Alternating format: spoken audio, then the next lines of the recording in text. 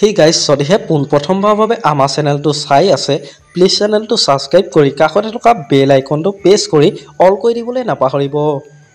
অসমৰ জনপ্ৰিয় অভিনেত্ৰী শিল্পী শিখা বিবাহ বিচ্ছেদ হৈছে বুলি আপোনালোকে নিশ্চয় জানে।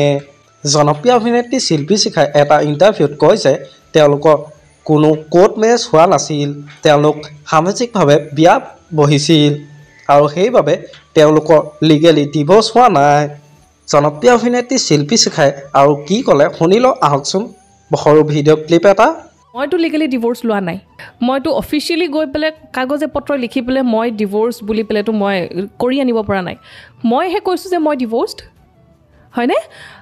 কাৰণ মোৰ কোৰ্ট মেৰেজ নাই, গতিকে অফিচিয়েলি চাব গ'লে ধৰা কোনোবাটো ক্ষেত্ৰৰ পৰা মানে কোনোবাটো পইণ্টৰ পৰা মই আনমেৰিড, যিহেতু নথি পত্ৰ একো নাই। নহ'লে কি হ'ব, মইতো সামাজিকভাৱে বিয়া হৈছোঁ, মোৰ এজনী ছোৱালী আছে, তাৰমানে মই বিবাহিত নহয় নেকি?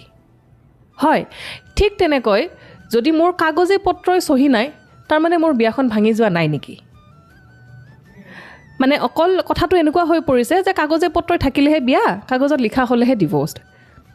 এনেও ধৰা মানুহে ডিভোৰ্চ বুলি কোৱাৰ লগালগ মানুহৰ আৰু 10টা কথা ন, আৰু তুমি এনেকুৱা ক'ব নোৱাৰা যে তোমাৰ চিনাকি 100জন মানুহৰ ভিতৰত 100জন মানুহেই তোমাৰ ক্ষেত্ৰত তোমাৰ হৈ ভালকৈ ক'ব।